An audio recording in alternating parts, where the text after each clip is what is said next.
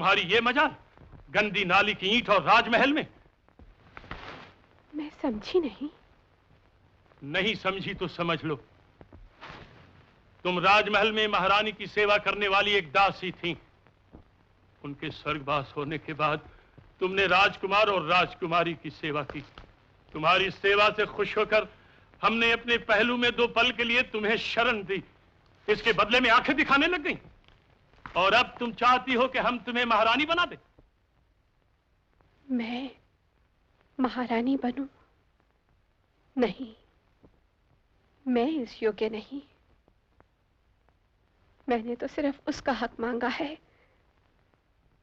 जो इस वक्त मेरी कोख में है। उसके लिए रहने को घर और खाने पीने का सब बंदोबस्त कर दिया जाएगा। ये सब तो होगा, लेकिन जिसकी मैं मां बनने वाली हूं, उसका पिता कौन कहलाएगा? हमसे ये सवाल आज तक किसी औरत ने नहीं किया। एक ना एक दिन तो बिन पूछे सवालों का जवाब भी देना ही पड़ेगा। बकवास बंद करो। महाराज। क्या है? महाराज, उस दासी के यहाँ लड़का पैदा हुआ है।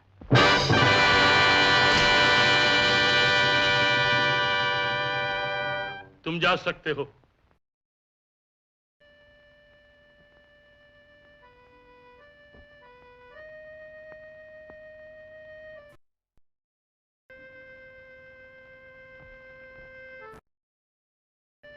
यहाँ तो कोई नहीं है।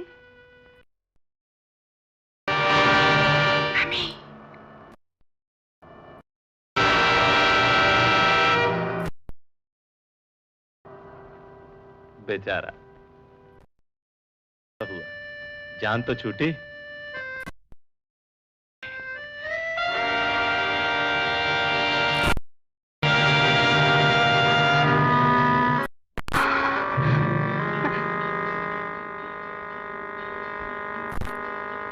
क्यों घबरा गए मुझे जिंदा देखकर? तुम मेरी बीवी, मेरी धर्म पत्नी, तुम मेरी भलाई के लिए करवा चौथ का व्रत रखा करती थी, ये दिखाने के लिए कि तुम स्त्री धर्म का पालन कर रही हो। वो सब ढोंग था। वो व्रत मेरे लिए नहीं बल्कि अपने यार के लिए रखा करती थी। जलील औरत। सीता और सावित्री के इस देश में औरतें अपनी पति की लाश के साथ चिता में जिंदा सती हो जाया करती थी, लेकिन तू इस देश की मर्यादा पर एक धब्बा है, स्त्री जाति के नाम पर एक कलंक है। आओ मेरे दोस्त, तुम मेरे दोस्त हो ना? राजस्थान की रेत इस बात की साक्षी है कि यहाँ एक दोस्त ने अपने दूसरे दोस्त के लिए जान दी, अपने दोस्त की बीवी को बहन समझकर उसकी रक्षा की। लेकिन तुम दोस्ती के लिबास में भेड़िए हो। तुम जैसे भेड़ियों का इस दुनिया से उठ जाना ही अच्छा है।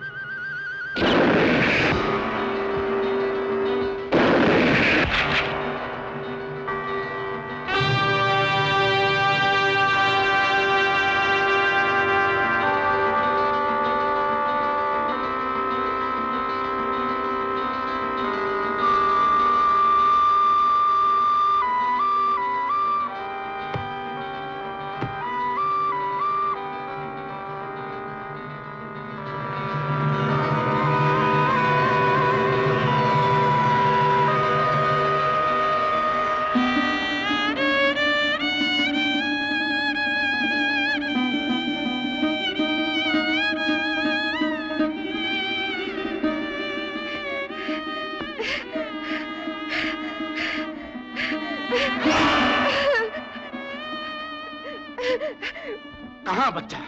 मैं नहीं जानती।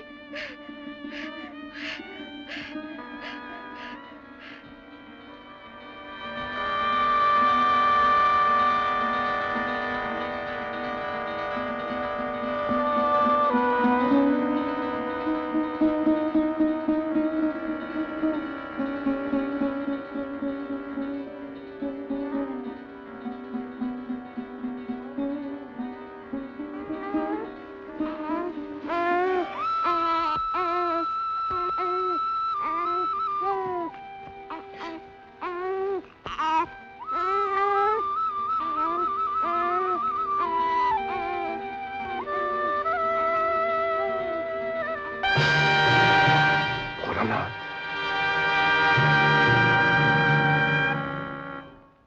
चांद, अब मैं शहर में नहीं रह सकता। आज ही कहीं चला जाऊंगा। कहाँ? जहां भी गया तुम्हें खबर कर दूंगा। तुम कल इस बच्चे को वहां ले जाना। इसकी मां आकर ले जाएगी। अगर नहीं आई तो? कल नहीं तो परसों आएगी। मां है, बच्चे के लिए भटकेगी जरूर।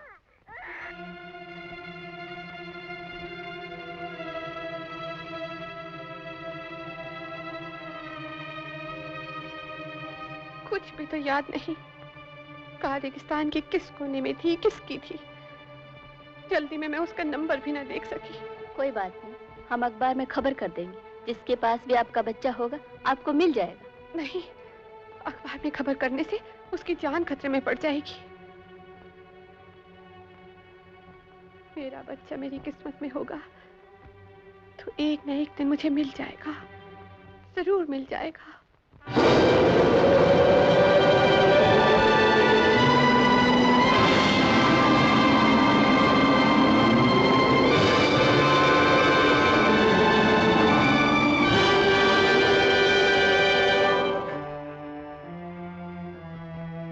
भानु, क्या बात है?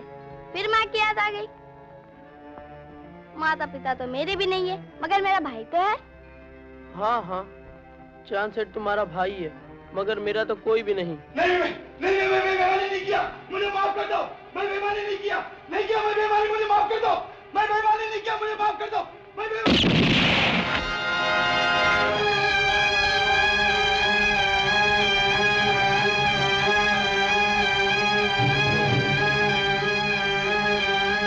रूपा, तुम्हारे भाई ने फिर खून कर दिया। अब मैं यहाँ नहीं रह सकता, एक पल भी नहीं रह सकता।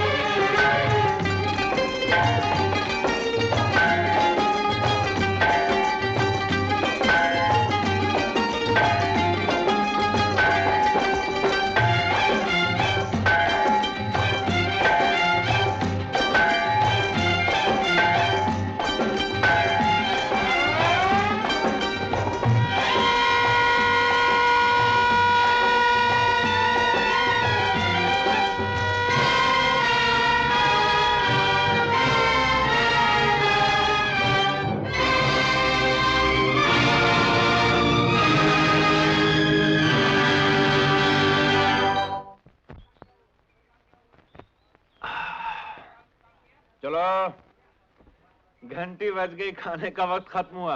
अरे यार, अभी तो पहली है। अब चलोगे तो दूसरी तक अंदर पहुंचोगे। अरे यार, 1 मिनट में क्या फर्क पड़ता है?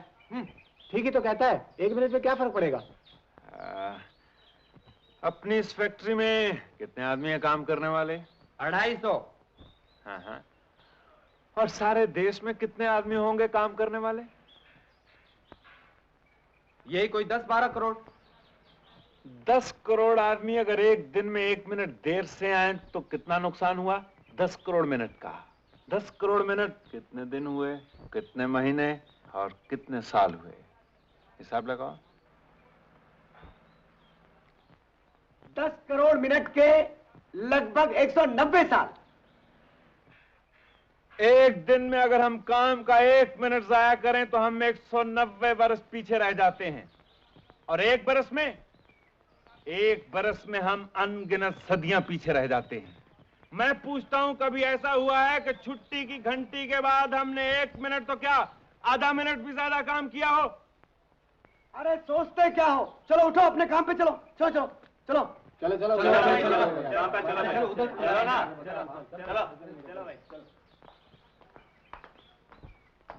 भानु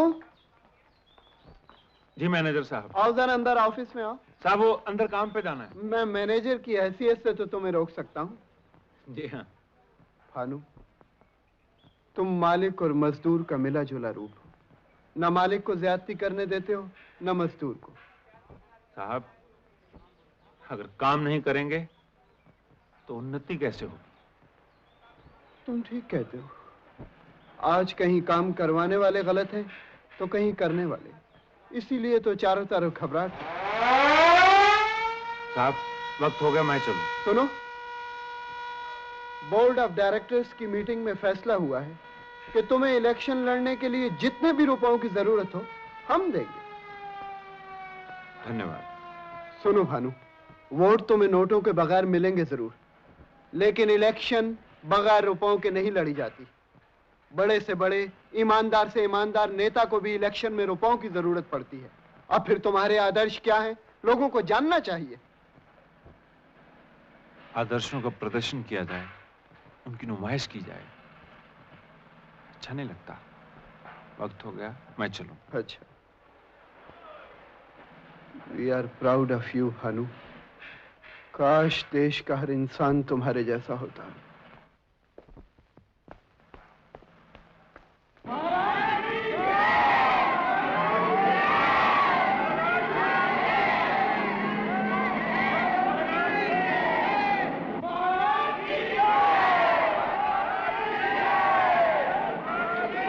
जानते हो महाराज किस लिए आए हैं? इसलिए लड़ने, कुश्ती लड़ने, इलेक्शन। जानते हो किसके साथ? अरे मैं बताता हूँ, अपने भानु भैया के साथ, यानी कि कविराज के साथ। देखा, महाराज के साथ मुकाबला हो रहा है। यह है कलयुग। अरे अकड़ के अंधे, बराबरी को कलयुग बोलता है। ये तो वो युग है जिस युग में इंसान ने इंसान से ये मनवा लिया है कि वो भी इंसान है। ये पोल खोल मंडली क्या है? सरकारी वो मंडली है जिसका करता धरता भानु महाराज के सामने इलेक्शन में खड़ा है। लेकिन ये है कौन?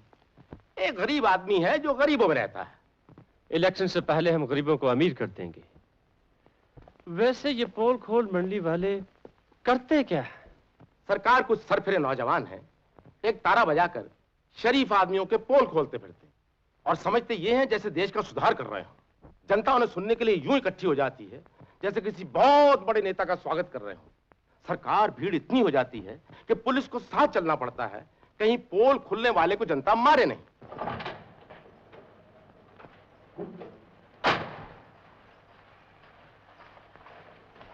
महाराज ने आप लोगों के लिए कुछ सामान भेजा है। हमारे लिए? महाराज बरसों बाद आए हैं। उन्होंने कहा है इस इलाके में जितने गरीब हैं उनको एक एक जोड़ा कपड़े, कुछ फल और मिठाई दी जाए। सुना आप लोगों ने?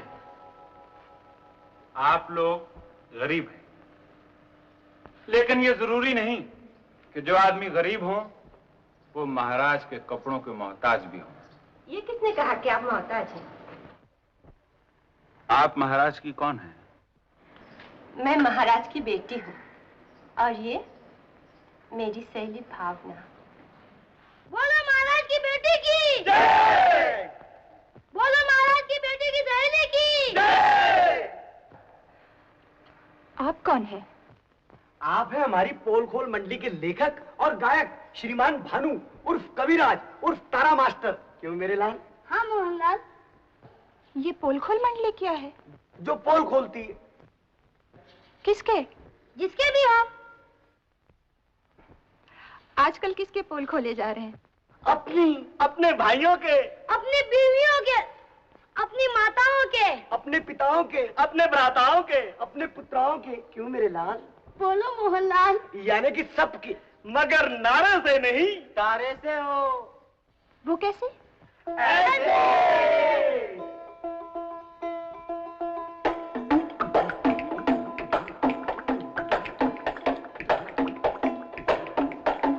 बोलो एक तारे की। क्यों, बात पसंद आई? बहुत। ये फल और कपड़े महाराज की छोटी सी भेंट है, आप लोग स्वीकार कर लीजिए। महाराज की भेंट सर आंखों पर, मगर इनसे क्या होगा? अगर कम है तो और भिजवा दिए जाएंगे। इंसान का तन तो कपड़ों से ढक जाएगा, मगर इंसानियत का किससे ढकेगा? क्यों जी, है ना लेखक? लेखक तो मान लिया, लेकिन आपने कहा था ये गायक भी है। गाना तो सुना ही नहीं।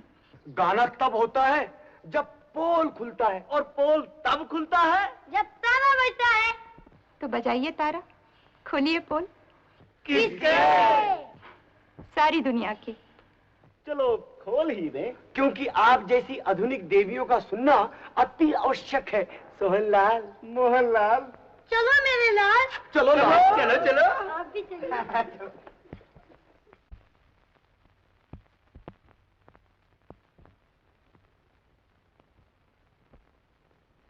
सर्दियों में सर्दी ज्यादा, कहा जाता है इसका कारण आइटम बम के टेस्ट हैं। अभी चीन ने एटम बम बनाकर दूसरा टेस्ट किया। सूचना यह भी मिली है कि फ्रांस ने भी एटम बम बना लिया है। भारत का अटल फैसला है कि वो ऐसा कोई कदम नहीं उठाएगा जिससे संसार के नष्ट होने का भय हो। आइटमी दौर में रूस और अमेरिका सबसे आगे हैं।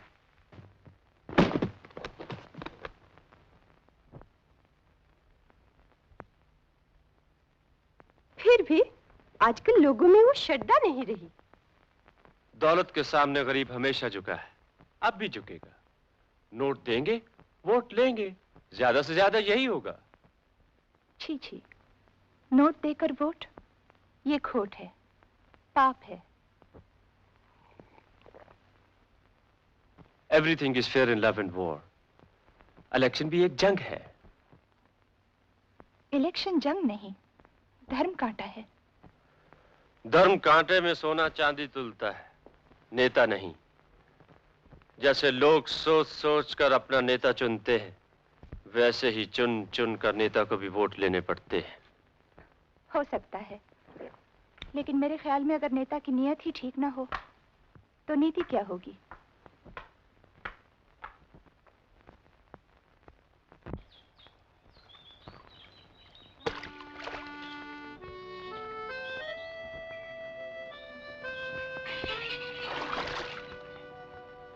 आशिक इश्क से मजबूर माशूक से मोहब्बत की भीख मांगता है। Bhavna, I love you. I don't. शादी तो बगैर प्यार किए भी हो सकती है। लेकिन मामा जी से पूछे बगैर नहीं। तो पूछ लो ना।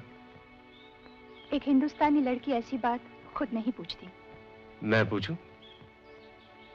कोई फायदा नहीं। सब्र का इम्तिहान लेती जाओ। तुम क्या सोच रही हो? सोच रही हूँ अगर वो तारा मास्टर तुम्हें इस लिबास में देख ले तो फिर उसके बाद मैं पूछती हूँ वो कौन होता है दूसरों के रहन सहन पर उंगली उठाने वाला? सावित्री, दुनिया में ऐसे लोग बहुत कम होते हैं जो दूसरों को उनकी गलतियां बताते हैं। मुझे तो उसकी हर बात पसंद आई। अजी छोड़ो इन बातों को। आदर्श का निकाब पहनने वाले की असलियत क्या है मैं अच्छी तरह से जानता हूँ। क्या मतलब? मदन सिंह से उसने 10,000 रुपए इसी बात के लिए लिए हैं कि वो डैडी के सामने इलेक्शन में खड़ा ना हो। What? Yes, madam, only 10,000 rupees। छी छी, इंसानियत का ढंडोरा पीटने वाला इंसान खुद बिकता है, लानत है। भावना मैम साहब, आपका ट्रंक कॉल। क्या ये सच है? इसको कुछ बताना नहीं, समझी? You are very clever. Everything is fair in love and war. जी मामा जी, मैं आज ही चलकर रात तक पहुंच जाऊंगी। जी अच्छा। सुना नहीं तुमने? जब तक महाराज न पधारे कोई भी मंदिर में नहीं जा सकता। क्यों? ये राणा मंदिर है। जानते हो किसने बनवाया है? पुजारी जी, मंदिर में मैं आज 40 वर्ष से आता हूँ। मंदिर में आते हो? मंदिर तुमने या तुम्हारे बाप दादा ने तो नहीं बनवाया, ये महाराज के दादाजी ने बनवाया था। और वो सोने का कलश महाराज के पिताजी ने दिया था। राणा खानदान के सरमाए से बने हुए मंदिर को इसीलिए तो राणा मंदिर कहते हैं। और आज महाराज 22 वर्ष के बाद पधार रहे हैं। जब तक उनके पावन चरण मंदिर में न पड़े कोई भी मंदिर में नहीं जा सकता। पुजारी जी, मुझे मजदूरी पर जाना है। देर हो गई तो मालिक नौकरी से निकाल देगा। तो यूं ही चले जाओ। पुजारी जी, आज तक भगवान के दर्शन किए बगैर नहीं गया। तो आज चले जाओ। पुजारी जी, मैं आपके हाथ जोड़ता हूँ, मुझे अंदर जाने दीजिए। अरे जा दफा। अगर ये भगवान के दर्शन कर लेता तो क्या आपके भगवान बासी हो जाते? जाओ चाचा, जिस मंदिर में भगवान से ज्यादा सम्मान धनवान का होता हो, वो मंदिर मंदिर नहीं, पूजा पूजा नहीं, बल्कि धनवान का किया हुआ एक मजाक है, जो इन जैसे लोगों की नजरों में भगवान से ज्यादा बलवान है। भानु बेटा, मुझे अंदर भिजवा दो, वरना मेरी 40 बरस की तपस्या। तपस्या श्रद्धा है, ढोंग का रंगमंच नहीं। पूजा भगवान की जाती है, मंदिरों की नहीं।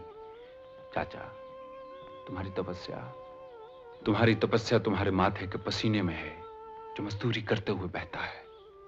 ऐसे मंदिरों में मत जाओ, क्योंकि अब तक शायद भगवान भी राणा मंदिर को छोड़कर हम जैसे किसी गरीब की कुटिया में जा बसा होगा।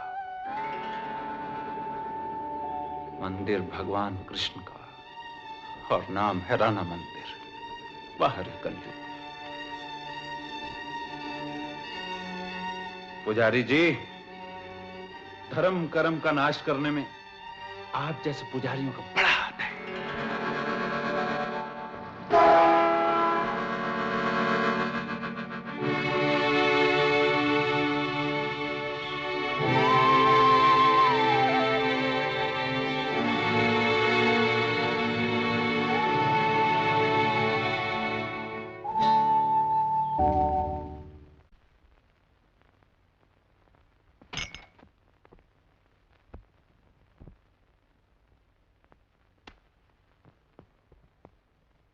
तो आप ही हैं कविराज?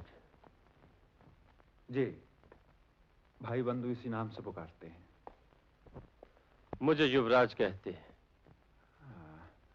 आपका नाम? युवराज का नाम नहीं जानते? जी नहीं। मैं महाराज का बेटा हूं, यही मेरा नाम है।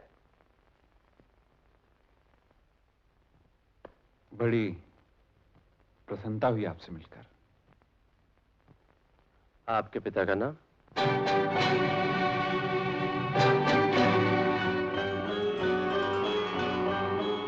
मेरा मतलब है आपका खानदान। ये अपनी पहचान मैं खुद हूं। बहुत खूब, बहुत खूब। तुम्हारी बातचीत से मालूम होता है तुम वाकई कविराज हो। बैठ जाओ। अरे भाई, इनके लिए जलपान का इंतजाम नहीं किया? धन्यवाद। ये कैसे हो सकता है? मेहमान आए और राणा खानदान उसका आदर न करे? प्रेम बेटे? जी, मैं खुद बंदोबस्त करता हूं। कविराज, तुम बहुत अच्छा गाते हो। तुम्हारी आवाज में बड़ी भावना है। जी, शब्दों में सच्चाई हो तो आवाज अपने आप भावनापूर्ण हो जाती है। भगवान के द्वार खड़े होकर भगवान की निंदा नहीं की जाती। आप शायद गलत समझे हैं। भगवान इंसान में बसते हैं। धनवान मंदिर जा रहा था, निर्धन को रोक दिया गया। पूजा की कसौटी धन नहीं, मन है, श्रद्धा है। तुम इलेक्शन में खड़े हो रहे हो? शायद इसलिए आपने यहां बुलाया है। आने का शुक्रिया। इंसान बुलाए और इंसान ना आए, ये कैसे हो सकता है? सुना है तुम फैक्ट्री में लोहा कूटते हो? जी हाँ, ठीक सुना आपने। और इलेक्शन में खड़े होकर अपना लोहा मनवाना चाहते हो। ऐसा कभी सोचा तो नहीं। सोचना भी मत। कौन सी पार्टी से खड़े हो रहे हो? इंसानियत। निशान? इंसान। लोहा कूटने वाला, लोहे के चने चबाने वाली बात है। किसके लिए?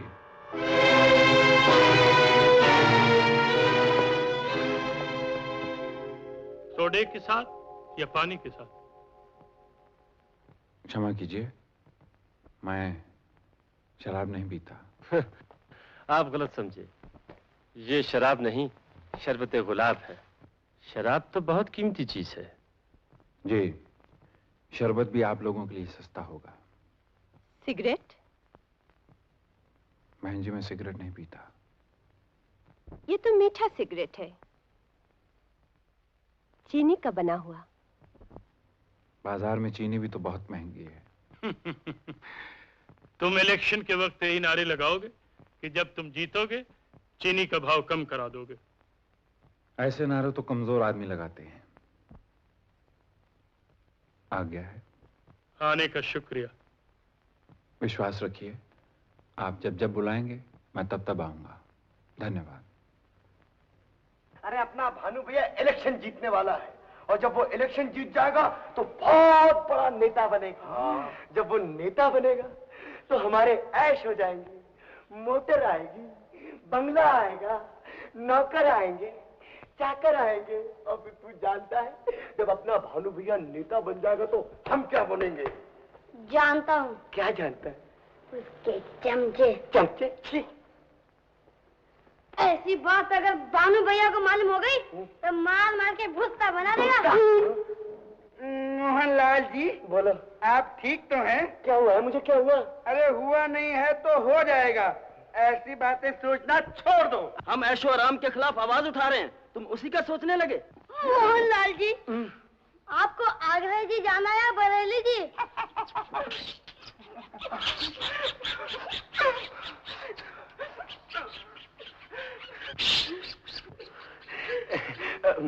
बंधुगण, सोचने में क्या आपत्ति है? अगर आप लोगों को मेरे मन के विचार नहीं भाते तो उसे नगर पालिका के कचरे के डब्बे में डाल दो, लेकिन मुझे क्षमा कर दो। आने दे भानु भैया को, सब कुछ कह दूंगा। नहीं श्रोतागण, हम तुम्हारे लिए कैडबरी चॉकलेट लाएंगे। रिश्वत, भ्रष्टाचार, अरे दुष्ट पापी पाखंडी, आने दे भानु भैया को, तेरे पोल भी खोल दिए जाएंगे। आखिर मंडली कौन सी है? अरे आने दे, उनके आने तक तो मैं सो जाऊंगा और भोर में क्षमा मांग लूंगा। मोहनलाल जी, सोहनलाल जी, फिर गलती हो गई क्या? हो गई। अरे भाई, जो होगी सो होगी, पर सोचने की बात तो ये है कि भानु भैया अभी तक क्यों नहीं आया वो? अरे वो चांद से मिलने गए हैं। अरे कौन सा चांद मेरे यार वो? अरे ये वो चांद सेठ है जिसने भानु भैया को कई साल सहारा देकर पाला। और फिर ये बात अलग है कि भानु भैया संभलने के बाद खुद संभल गए। और फिर तुम जैसे निकम्मों को संभाला। अबे क्या? मेरा मतलब ये है कि वो चांद सेठ से मिलने गए जेल खाने। आप भी चलेंगे? चलूंगा, जरूर चलूंगा, तुम सबकी जमानत देने के लिए। पाखंडी मेरी हर अपील नामंजूर हो गई है। अच्छा है, मुझे मेरे गुनाहों की सजा मिलनी चाहिए थी।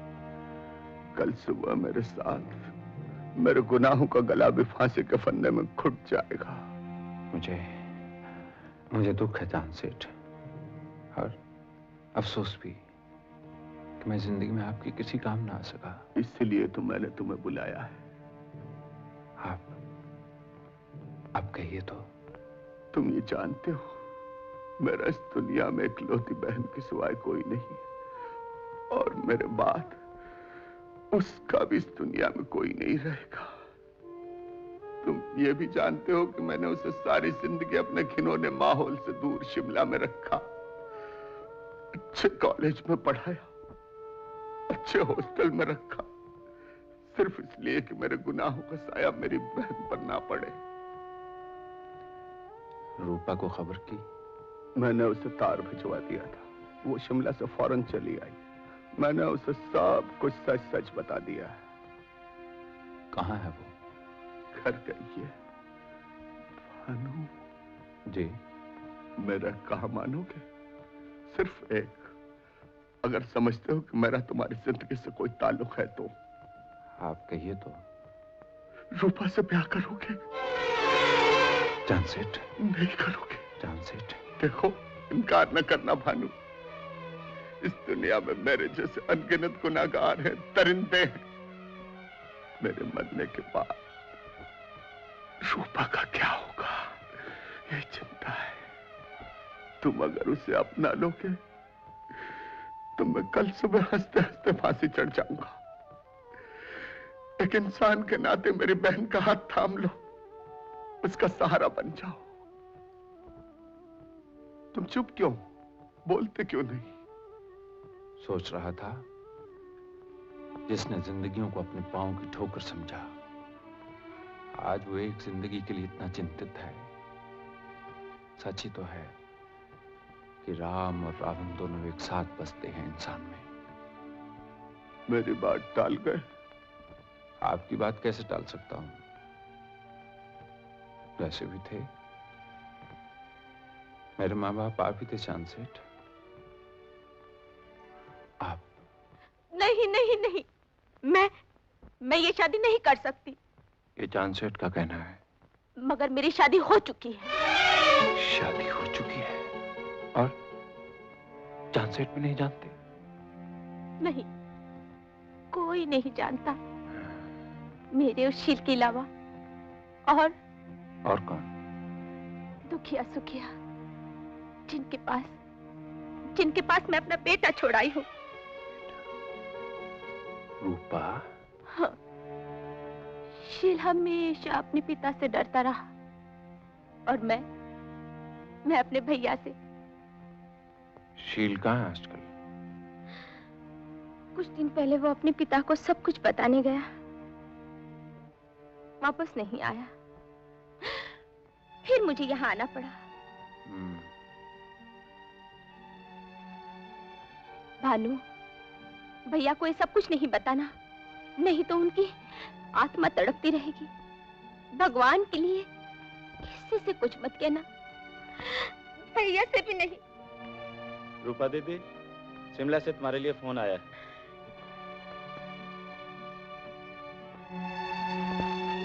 हेलो, हाँ जी, मैं रूपा बोल रही हूँ। बोलो सुखिया। क्या बीमार है? बहुत बीमार है? अच्छा, मैं कल तक आ जाऊंगी। भानु, मैंने सब सुन लिया है। तुम शिमला चली जाओ। चांद सेठ को जो कहना होगा मैं कह लूंगा, समझा दूंगा उन्हें। हे भगवान। मैं अपनी कहानी आप लोगों को सुना चुका हूं। बस आप लोगों से यही आशा है कि आप हमें क्षमा कर देंगे। शील, तुम्हारे पिताजी सत्य में सब कुछ हार चुके हैं। उनके सर पर बहुत कर्ज है। जी, अपनी और अपने खानदान की इज्जत बचाने के लिए तुम्हें ढेरों रुपया चाहिए। जी, हमसे ये शादी का रिश्ता भी तुम्हारे पिताजी ने पक्का किया था। जी, तुम ये भी जानते हो कि भावना मेरी भांजी होते हुए भी मेरी बेटी की तरह से है। जी, और तुम ये भी जानते हो कि भावना अपने स्वर्गवासी माँ बाप और मेरी जायदाद की अकेली वारिस है। आप कहना क्या चाहते हैं? यही कि रूपा से शादी के बाद तुम्हें कुछ नहीं मिलेगा। रूपा तो मिलेगी।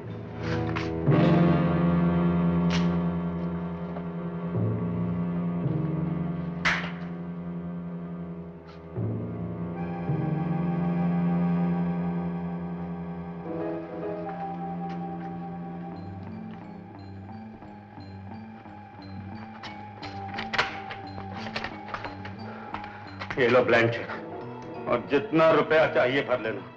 मगर मैं शादी नहीं कर सकता। शादी तुम कर सकते हो और शादी तुम करो, लेकिन रूपा से। हाँ, तुमने सच बोलकर मेरी बेटी का जीवन नष्ट होने से बचा लिया। रूपा और उसके बच्चे को दर दर की ठोकरें खाने से बचा लिया। तुम्हारी जगह कोई और होता तो पहले इससे शादी करता, फिर रूपा को घर में बसाकर इसे ठोकरे मारकर घर से निकाल देता। बेटा तूने सच बोला, तेरे सच बोलने की जा जा जाकर अपने कर्जे की एक एक पाई चुका दे। बेटा मुझे फख्र है कि मेरे दोस्त का बेटा। मामा जी, मामा जी, मामा जी।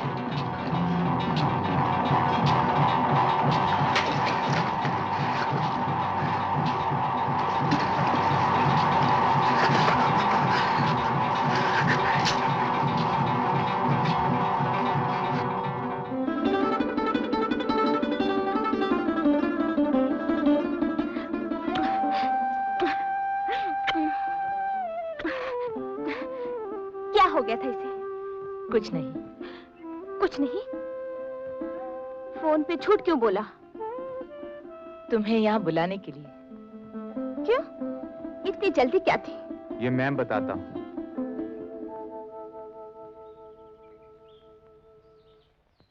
सुखिया। हाँ भैया।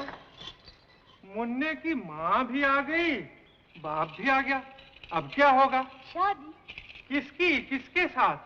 रूपा बीबी की शील बाबू के साथ।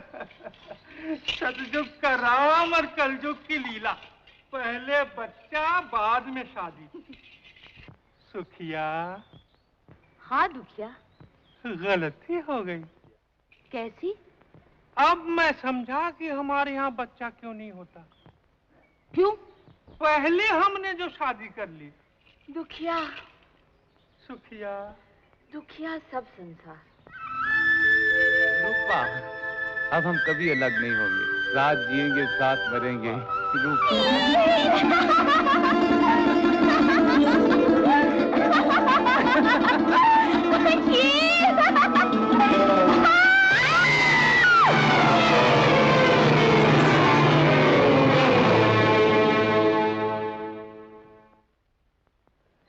मरते वक्त उन्होंने आप ही का नाम और पता बताया था। भला हो पुलिस वालों का, जिन्होंने तार देकर आपको बुला लिया, वरना भगवान जाने इस अनाथ का क्या होता। अनाथ होगे तुम, ये नहीं। तुम इसके पिता न सही, मैं इसकी माँ हूँ। अगर मैं इसका पिता नहीं तो तू इसकी माँ कैसे?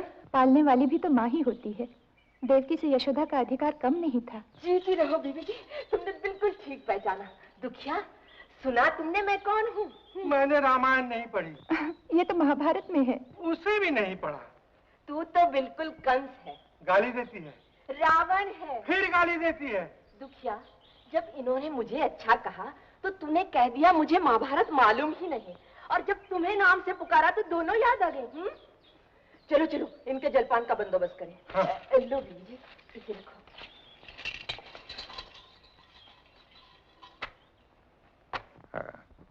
बहुत प्यारा बच्चा है और काफी जायदाद का वारिस भी। आप कुछ खफा खफा हैं। मैं आपसे खुश खुश कब थी? फिर भी पहले मिल तो चुके हैं। आइंदा नहीं मिलेंगे।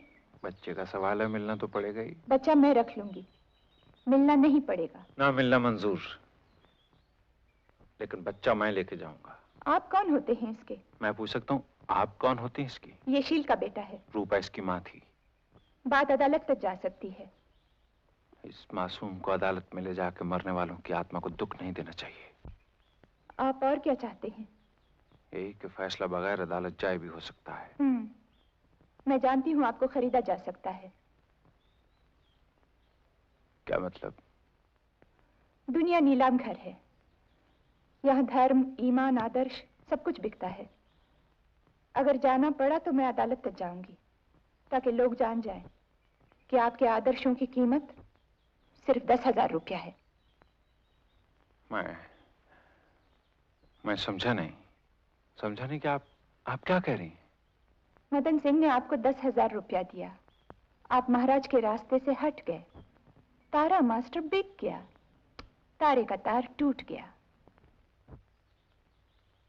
तारे का तार बहुत पतला है। लोगों ने सोने चांदी के बड़े बड़े पत्थर मारे मगर नहीं टूटा। ये झूठ है।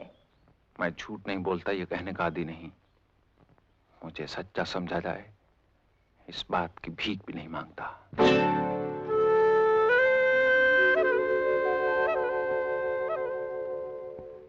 जब मदन सिंह से आपने रुपया लिया नहीं तो प्रेम ने झूठ क्यों बोला? युवराज कोई धर्मराज तो नहीं जो हमेशा सच बोले। वैसे एक बात बोलो। जी। आप कान की बहुत कच्ची है। कैसे? उन्होंने कहा कि मैंने रुपया लिया, आप मान गई। अब मैं कह रहा हूं कि नहीं लिया, आप फिर मान गई। पहले उनकी बात पे विश्वास किया था, इस बार आपके कहे पर नहीं। तो फिर किसके कहे पे? मेरे दिल ने कहा कि तारा इतना सस्ता नहीं जो बिक जाए। क्या सोचने लग गए? नहीं, मैं कभी नहीं सोचता। क्यों? सोच का दिमाग से ताल्लुक है, दिल से नहीं। और मैं दिल की मानता हूँ। मुन्ने के बारे में आपका दिल क्या कहता है? मेरा दिल कहता है कि मुन्ने को अपने साथ ले जाऊं। मेरा दिल भी यही कहता है। आप अपने दिल की मानिए, मैं अपने दिल की। राम राम। दिल दो है और मुन्ना एक। साहब मेम साहब, दो दिलों का एक कर लीजिए तो ही कुछ हो सकता है।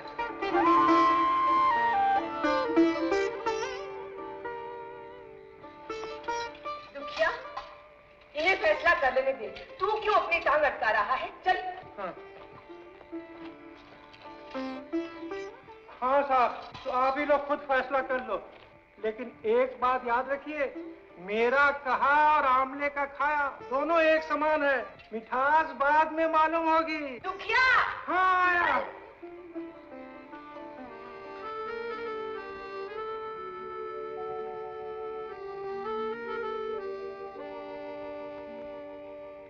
मैं जानती हूँ आपस की जिद का असर मुन्ने की जिंदगी पर पड़ेगा। तो जिद छोड़ दीजिए। मुन्ने की देखभाल मेरे घर में ज्यादा अच्छी हो सकती है। वो मेरे साथ रहेगा तो अपनी देखभाल करना खुद सीख जाएगा। दुनिया में रह के दुनिया का मोहताज नहीं रहेगा। वैसे उसकी जायदाद की आप जो हिफाजत चाहें कर सकती हैं। नहीं, जायदाद की कोई चिंता नहीं। तो मुन्ने की चिंता भी मत कीजिए। नहीं। तो फिर? कुछ नहीं। जाइए, रात बहुत बीत गई, सो जाइए, सुबह देखा जाएगा।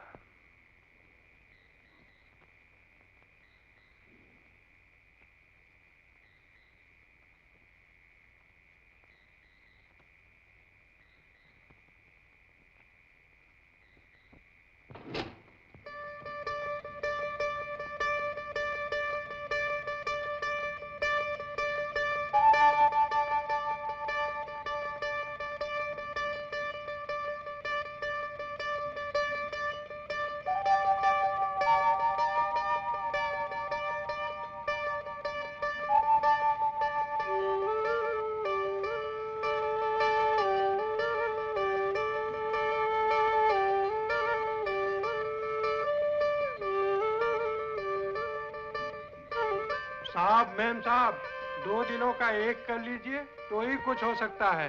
नहीं। जी? कुछ नहीं।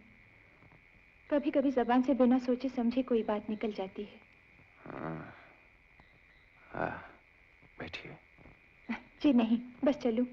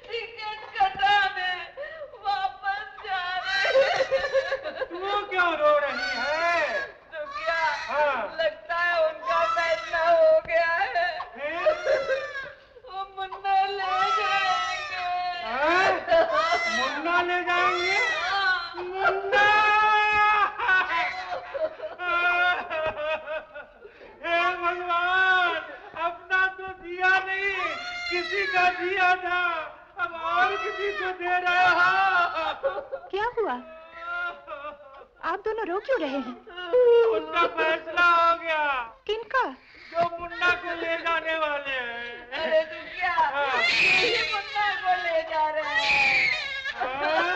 हमारा फैसला हो गया है। क्या? यही कि मुन्ना कुछ दिनों तक आपके पास रहेगा। फिर या तो ये ले जाएंगे या मैं। देखिए बीवी जी, मुन्ना टाई और टाई के साथ ही जाएगा। मंजूर है। सुखिया मुन्ना रहेगा।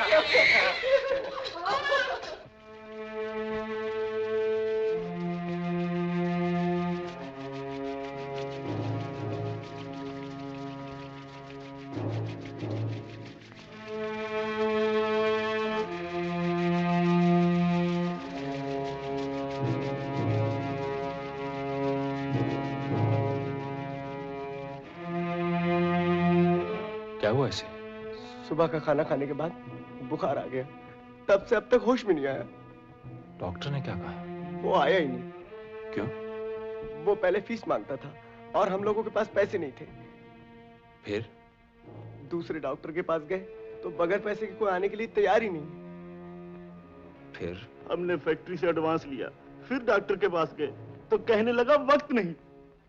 दूसरा डॉक्टर? वो कहीं जा चुका था। तो शहर में क्या 2 ही डॉक्टर हैं? डॉक्टर साहब आगे।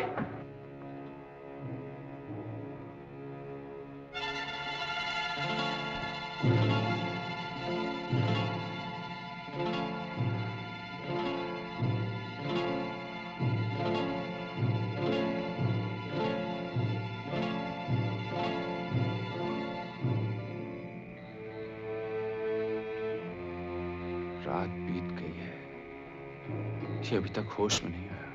नब्ज पहले से ठीक है, उम्मीद है। कन्हैया, कन्हैया,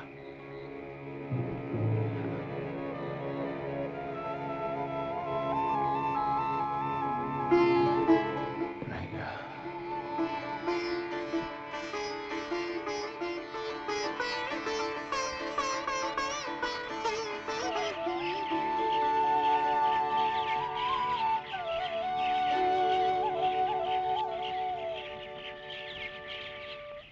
सब टेस्टों की रिपोर्ट मुझे मिल गई है। रिपोर्ट के मुताबिक कुछ जहरीली चीज थी खाने में। खाने में? हाँ, अनाज में कुछ मिलावट रही होगी। लीजिए डॉक्टर साहब, जितने मर्जी ले लीजिए। बस इतने, सिर्फ दवा के पैसे। डॉक्टर साहब, आपकी फीस? आप लोगों की इतनी सेवा करते हैं तो क्या मैं इतना भी नहीं कर सकता? नमस्ते। अरे भानु भैया, भला हो इसका। एक डॉक्टर ये है और दूसरा वो जो बेकार बैठा था मगर बीमार को देखने तक के नहीं आया। डॉक्टर का नाम क्या है? दयाराम। और राशन वाले का? जनता सेवा भंडार वाला सेवाराम। नाम के राम और काम के रावण। राक्षस। मोहन, आज फैक्ट्री में छुट्टी है ना? छुट्टी, बिल्कुल छुट्टी। आज रविवार है ना, ले आओ एक तारा। हाँ।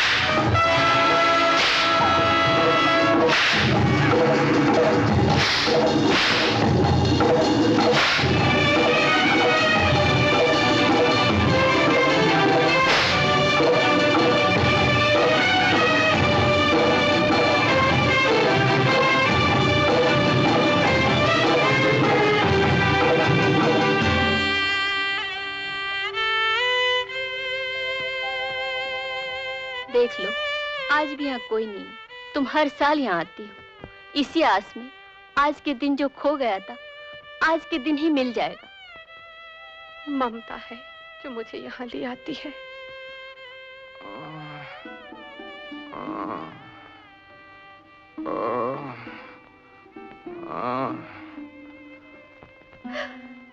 हाय राम,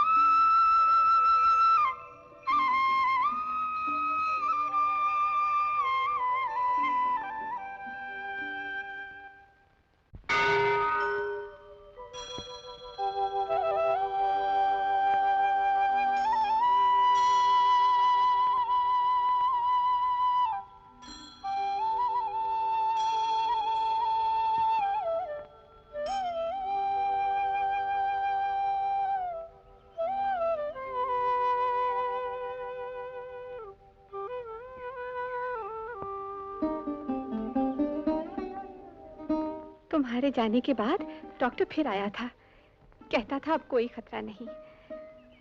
आप बैठिए, मैं अभी आती हूँ।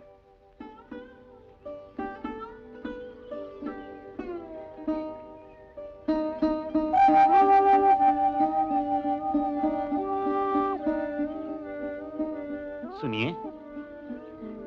जी कहिए।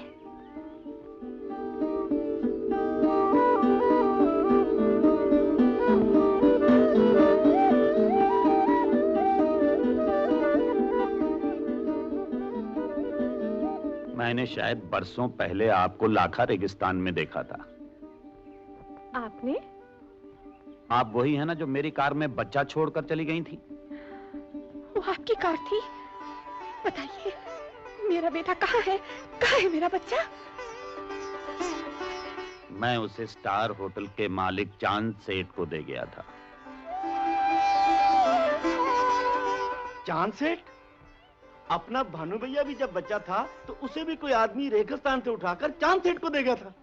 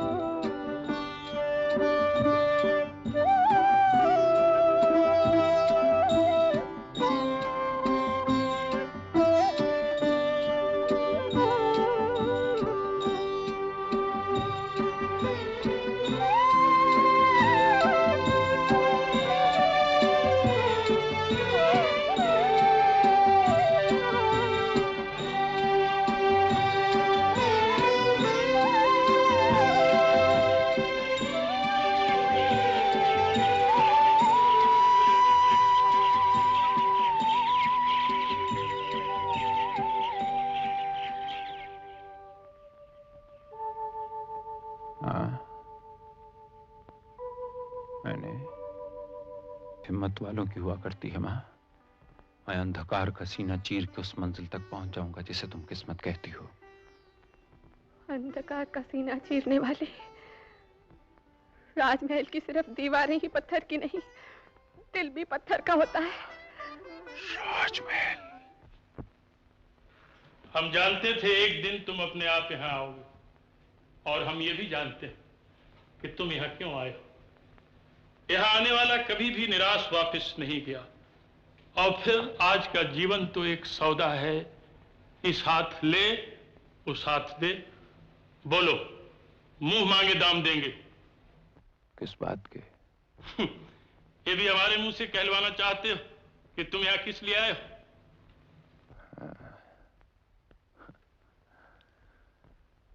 पिता के सामने बहुत बड़ी मुश्किल आने वाली, इसलिए बेटा पूछने चला आया कि क्या मैं आपके किसी काम आ सकता हूं?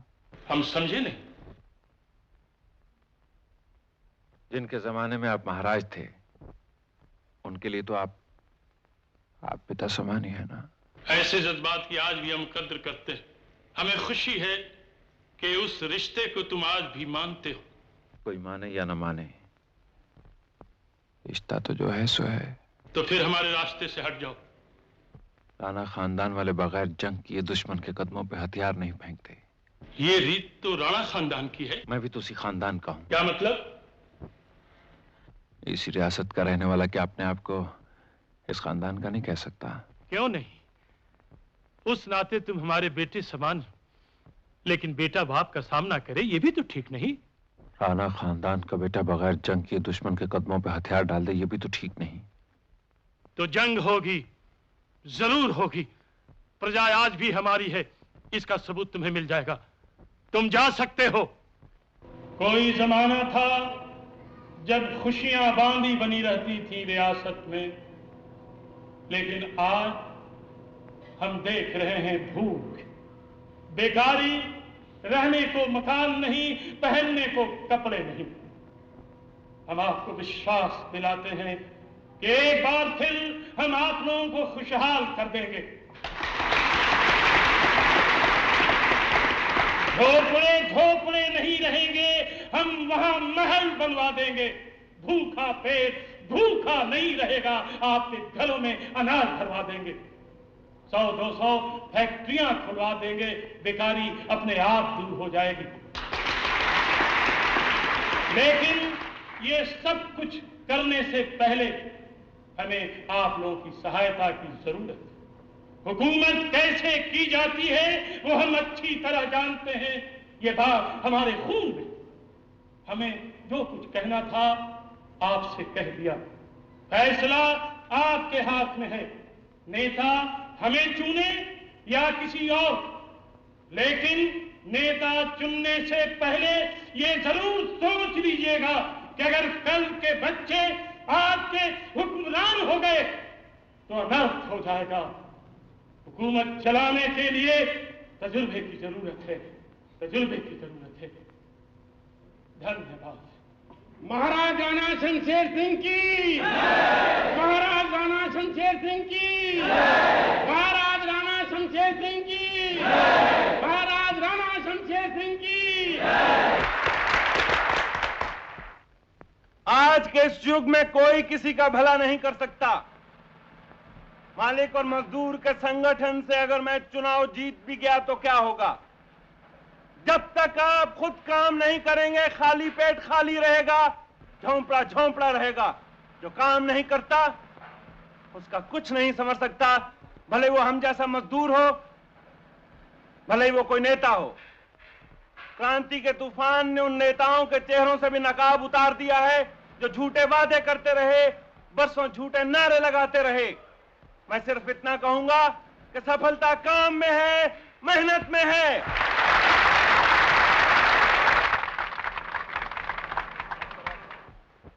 भाइयों, बहनों, मेरे दोस्तों और मेरे दुश्मनों, क्षमा करना, सज्जनों, तो मैं ये कह रहा था, इस समय आपको और देश को महाराज की जरूरत नहीं है, भानु भैया की जरूरत है। इसलिए आप अपने वोट अपने आप को दीजिए, यानी कि भानु भैया को दीजिए। जो आप है वो भानु भैया है।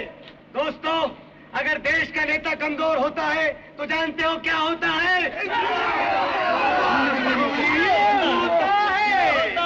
हुजूर, छोटा मुंह बड़ी बात। क्या वक्त आ गया है। एक वो जमाना था कि लोग महाराज को भगवान का रूप मानते थे, और आज महाराज के लिए वोट लेने जाओ तो कहते हैं फालतू है क्या। इसमें कसूर लोगों का नहीं, सरकार का है। हमारा? जी नहीं, मेरा मतलब गवर्नमेंट का। अब देखिए ना, बड़ों के हक छोटों को भी देने लगे। गरीब अमीर को एक ही नजर से देखती है गवर्नमेंट। मदन सिंह, कोई काम की बात करो। सरकार, वक्त पर तो खोटा सिक्का भी काम आता है। और फिर मैं तो मदन सिंह हूं।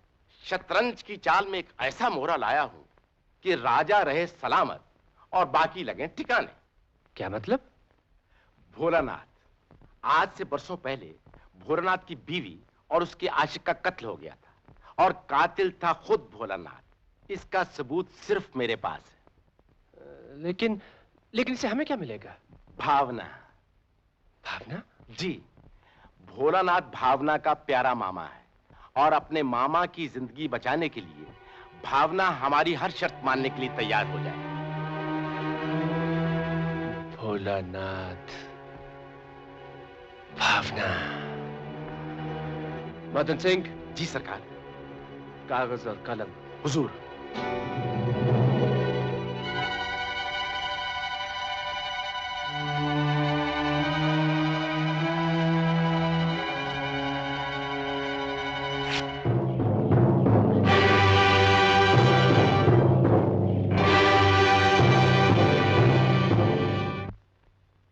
भगवान के लिए ये बात किसी से ना कहिए। अगर ये सच है तो बुरा, अगर झूठ है तो बदनामी मार डालेगी मामा जी को। चुप रहने की कीमत? जो आप मांगो। ये क्या मांगेगा आपसे? ये तो मुझसे मांगता है। तो सरकार, आप इनसे मांग लीजिए इकट्ठा, मैं टुकड़ा टुकड़ा लेता रहूंगा आपसे। 10-20 हजार जो कहो दे जाऊंगी। रुपया? छी छी, इतना घटिया आदमी समझा है मुझे। तो फिर और क्या? आशिक इश्क से मजबूर माशूक से मोहब्बत की भीख मांगता है। प्रेम? प्रेम मोहब्बत करता है तुमसे, सिर्फ तुमसे। मेरी हो जाओ, फिर तुम्हारे मामा का कोई कुछ नहीं बिगाड़ सकता। नहीं नहीं, मैं ऐसा नहीं होने दूंगी। ऐसा नहीं हो सकता। सरकार, सब कुछ हो सकता है। जरा मेरी जबान को आज्ञा दीजिए। पुलिस की किताब भर दूं, रपट लिखवा कर। फिर अखबार में 2 तस्वीरें छपेंगी, एक फांसी लगवाने वाले की और दूसरी फांसी लगने वाले की। ऐसा नहीं हो सकता, मैं ऐसा नहीं होने दूंगी। चिड़िया जाल में है। लाइए सरकार, मारिए मुंह पर इनाम। काम हो जाने दो, फिर मुंह तोड़ दूंगा तुम्हारा इनाम मारकर। मैम साहब, आपके मामा जी आपसे मिलना चाहते हैं। मैंने कहा ना, मैं किसी से मिलना नहीं चाहती। उनसे कह दो मेरी जिंदगी में दखल देने की कोई जरूरत नहीं।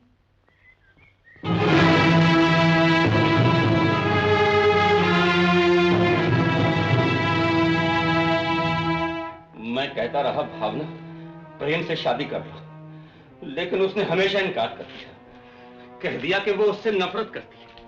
और अब जब मैं प्रेम से नफरत करने लगा हूं, तो कह रही है कि वो उसी से शादी करेगी। लेकिन उसने ऐसा क्यों किया? यही तो मैं उससे पूछने गया था। कह दिया कि उसे अपनी जिंदगी पर पूरा अख्तियार है, किसी को दखल देने की कोई जरूरत नहीं। ये उसने मुझसे कहा, मुझसे जिसने उसे पाला, जो हमेशा यही सपने देखता रहा कि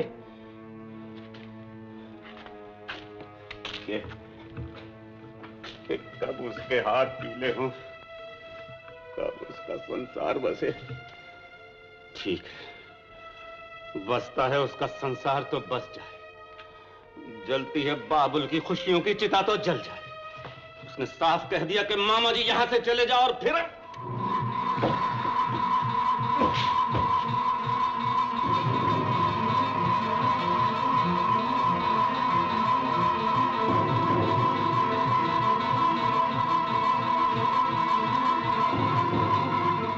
कह दिया ना, क्या आप अंदर नहीं आ सकते?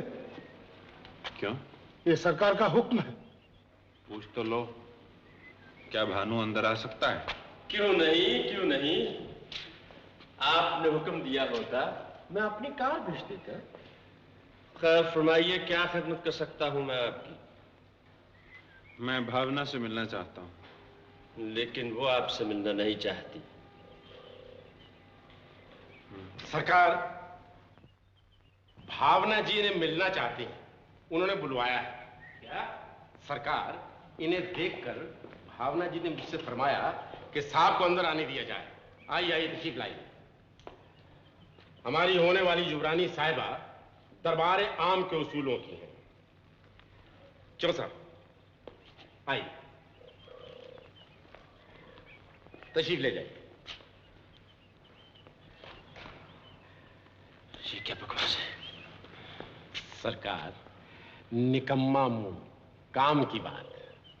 बोलो, पहले मेरे मुंह पर इनाम मारिए तो। पहले बताओ। नहीं, सब नजरों से ओझल हो जाए। आप कहाँ चल दिए? आए और गए। खातिर का मौका बार बार कहाँ नसीब होता है। तशरीफ रखिए। सरकार घबराइए नहीं, वो आ गए। तुम नहीं जा सकते, तुम नहीं जा सकते, तुम यहाँ से बचकर नहीं जा सकते, तुम यहाँ से बचकर नहीं जा सकते। शर्म नहीं आती? जिस घर में आए हो उसकी होने वाली बीवी पर हाथ डालते हो। तुम वक्त में तेरी पोटी पोटी का डालूंगा। इंस्पेक्टर साहब, गिरफ्तार कर लीजिए इसे, पकड़ लीजिए इसे। ये नाटक है, ये चाल है, मुझ पे खामखा आरोप लगाया जा रहा है। पूछ लीजिए इनसे। बताओ भावना, बोलो इंस्पेक्टर साहब को, क्या यह गलत है कि इसने तुम्हारी इज्जत पर हमला किया, तुम पर हाथ डाला, मुझे जान से मार डालने की कोशिश की? बोलो भावना। भावना देवी, क्या ये सच है? गुस्ताखी माफ। भावना जी के मामा जी को बुला लाऊं? मामा जी को? आप खामोश हैं। जो कुछ ये फरमा रहे हैं, क्या ये सच है? सरकार, मामला बहुत खतरनाक है, मामा जी को बुलाना बहुत जरूरी है। इंस्पेक्टर साहब, ये सच है, ये सच है, ये झूठ है। भानु, तुमसे ऐसी उम्मीद न थी। इसको किससे क्या उम्मीद थी इंस्पेक्टर साहब? इंस्पेक्टर साहब, इस उम्मीदवार को जल्दी यहाँ से ले जाइए, ये शरीफों का महल है। चलो। भावना जी, रोना मुंह, खुशी की बात। अब चुप कर जाइए, बस अब चुप कर जाइए। भगवान का लाख लाख शुक्र है भावना जी कि हम बच गए। भगवान का लाख लाख शुक्र है।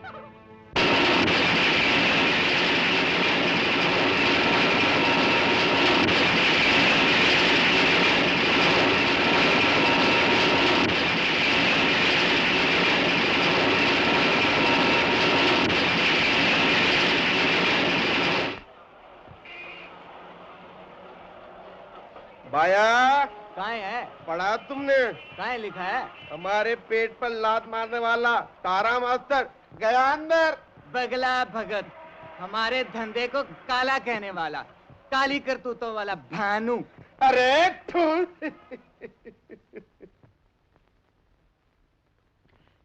ये लीजिए, जमानत की फॉर्मेलिटीज पूरी हो गई। जी। अब हमें इजाजत है? Of course. Thank you.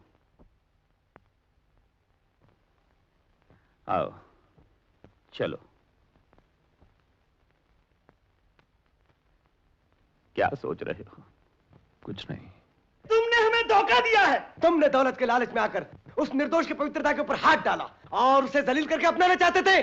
तुम्हारे चेहरे से झूठा निकाब उड़ चुका है। दुनिया तुम्हारी असलियत जान चुकी है। कौन सी दुनिया? वो जो खुद बहरूपिया है, पल पल रंग बदलती है। मैं कल तक अच्छा था, आज बुरा हो गया, सिर्फ इसलिए कि मेरे माथे पे झूठा कलंक लगा है।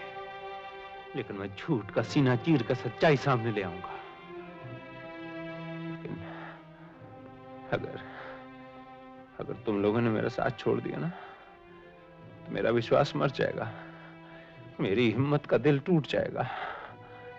और जब हिम्मत का दिल टूट जाएगा ना, तो मेरी आत्मा रो देगी।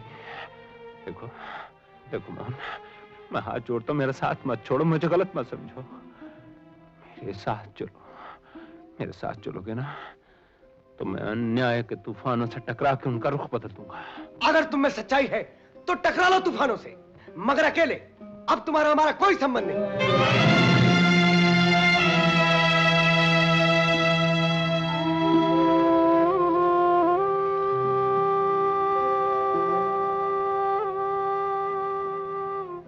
तुम नहीं गए कहाँ? जहाँ वो गए? वो तो मर चुके, कमीने, कुत्ते। भानु भैया, मैं छोटा हूँ, मेरे शरीर में तुम्हारी कमाई का जितना खून है उसकी एक एक बूंद दे दूंगा मैं। भैया बोल के नहीं गया? लाऊं एक तारा? नहीं, तारा जरा बेसुरा हो गया ना। कोई नहीं, सुर में आ जाएगा। चलो चले। ये मंडली वाले जो आज तक भानु का साथ देते रहे, आज शर्मिंदा है कि वो एक गलत आदमी के कहे पे चलते रहे। एक लोहा कूटने वाला पारस के भेष में चुपके आप सब लोगों को लूटता था, लेकिन आज आप सबकी आंखें खुल चुकी हैं और इस बात में कोई शक नहीं कि जीत महाराज की होगी। महाराज महाराज भानु तारा मास्टर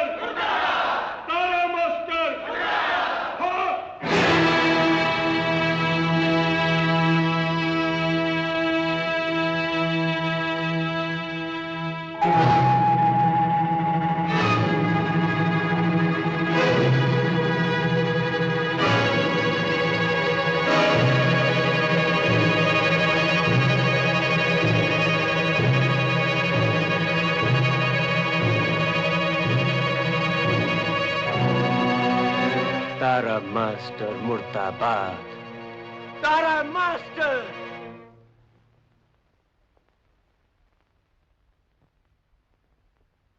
तारा मास्टर मुर्दाबाद। भानु मुर्दाबाद। कोई आपका साथ नहीं दे रहा, मैं दूंगा। आप कहिए भानु, मैं कहूंगा मुर्दाबाद। तुम्हारी कोई जरूरत नहीं, सब कहेंगे। भाइयों, मेरी आवाज का जवाब दो, बोलो तारा मास्टर। कहिए मुर्दाबाद। भानु जिंदाबाद। हमारे आने से कुछ फीकी सी पड़ गई आपकी महफिल। आप लोग डर क्यों गए? मेरे पास चाकू, छुरी, पिस्तौल, बंदूक कुछ भी नहीं। हाँ, आज तो एक तारा भी नहीं। फिर क्यों डर गए आप? कहिए कि डर का है का?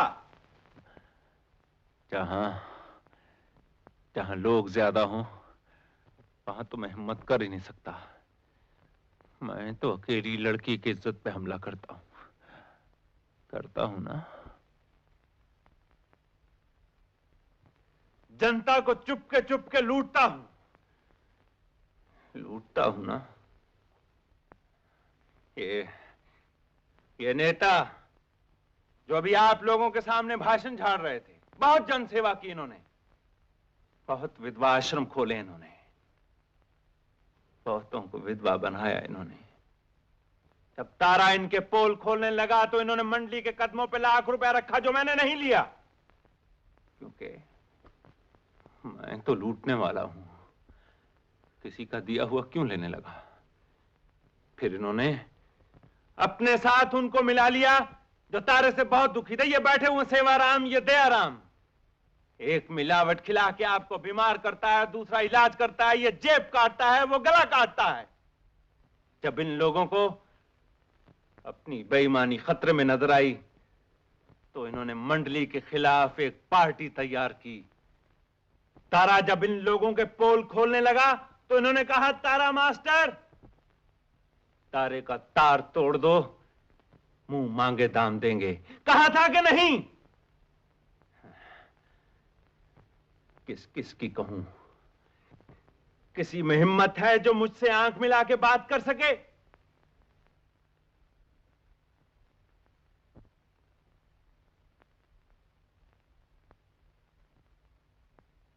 अगर भानु भैया से आंख नहीं मिला सकते तो कोशिश करो, मुझसे आंख मिलाओ, आंखों ही आंखों में सबके पोल खोल दूंगा। कन्हैया चल चले। क्यों? ये लोग जो सज धज के आए ना, इन्होंने मेरे खिलाफ बहुत कुछ कहना है। मेरे सामने कहते हुए शर्म आएगी। चला पीठ कर लें। पीठ पे तो दुनिया ने दुनिया को गाली दी है।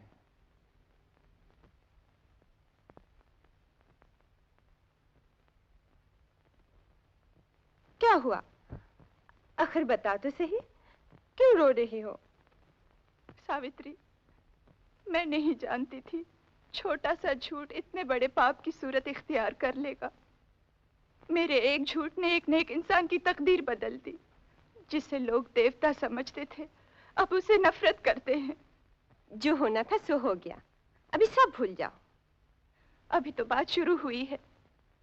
मेरे एक बयान से वो इलेक्शन में नहीं जीत पाएगा, सच्चा हार जाएगा। जो जनता का है, खुद जनता उसे हरा देगी, और इस सब का कारण मैं हूँ।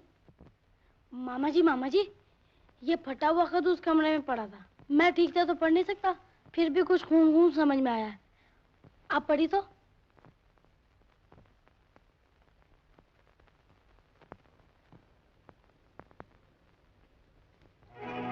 भावना, तुम्हारा मामू भोलानाथ दुनिया को भोला समझता रहा।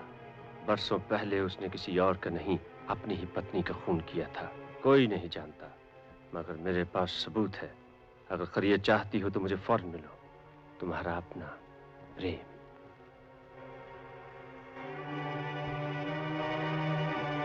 कन्हैया, किसी से कुछ कहना नहीं। जी।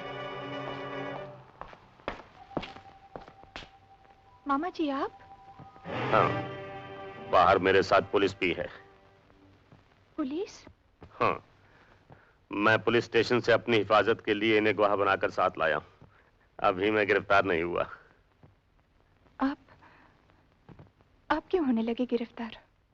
उसी बात से जिससे डरकर तुमने अपने आप को हालात के सामने गिरा दिया है। मामा जी। हाँ, तुम्हें मेरे साथ चलना होगा। अगर नहीं चलोगी तो वो बात जो ये लोग कह सकते हैं, मैं खुद पुलिस को बताकर फांसी पर लटक जाऊंगा। तुमने मुझे बचाने के लिए झूठ बोला, अब अगर मुझे बचाने के लिए सच बोलोगी तो मेरे साथ भानु भी बच जाएगा। चलो बेटा, चलो। ये नहीं जा सकती।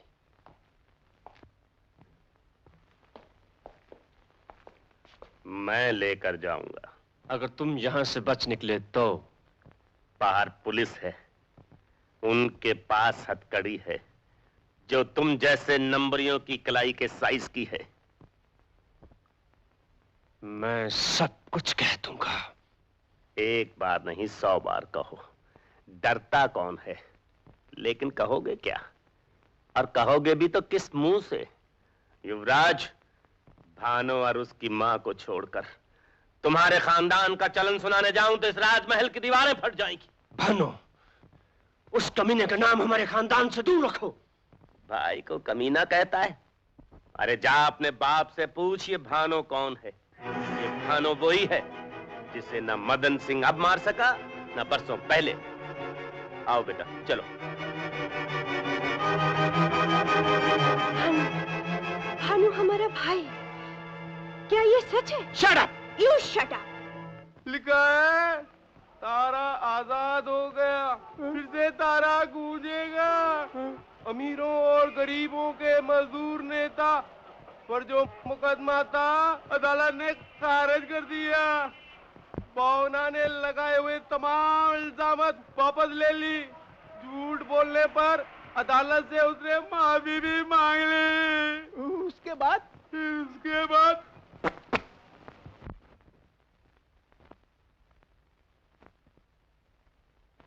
हर अपराधी क्षमा मांगता है। किसी का अपराध क्षमा योग्य होता है और किसी का नहीं। तुम्ही ने तो कहा था, राम और रावण दोनों एक साथ बसते हैं इंसान में। क्या मुझे क्षमा नहीं करोगे? भावना, तुम्हारे मामा जी का एहसान उन्होंने मेरा पल पल गिरवी कर रखा है। बचपन से लेकर आज तक मुझे मौत के मुंह से बचाया। तुम उनकी बेटी समान हो। 100 कलंक और लगा सकती हो।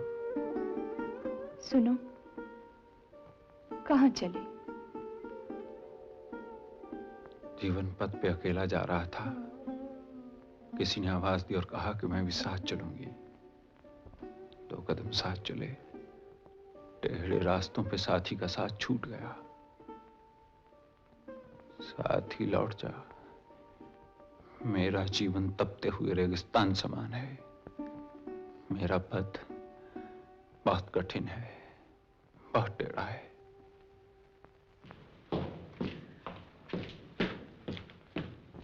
हुक्म सरकार। मदन सिंह, मुंह मांगा इनाम मारूंगा। सरकार, काम भी मुंह बोला ही करूंगा। भानु वही लड़का है, वही दासी का। फिर सरकार? यहां सावित्री के अलावा और कोई नहीं जानता। सावित्री फिलहाल खामोश है। इससे पहले कि वो या और कोई ये बात महाराज तक पहुंचा दे और मैं लुट जाऊं, तुम सब समझ गया सरकार। क्या? निकम्मा मुंह, काम की बात। 1 गोली 2 निशाने। आपको लड़की और जायदाद और महाराज को इलेक्शन में जीत। अगर भानु वही लड़का है तो सरकार वो मेरा भी दुश्मन है, जिसको खत्म करने का इनाम मैं 25 बरस पहले खा चुका हूं। सरकार, ये काम आज ही हो जाएगा। भानु उर्फ तारा मास्टर। माफ करो भैया, बाप की तौबा। माफ करो भैया, बाप की तौबा। माफ करो भैया, बाप की तौबा। माफ करो भैया, बाप की तौबा। माफ करो भैया, बाप की तौबा। माफ करो भैया, बाप की तौबा। माफ करो भैया, बाप की तौबा। माफ करो भैया।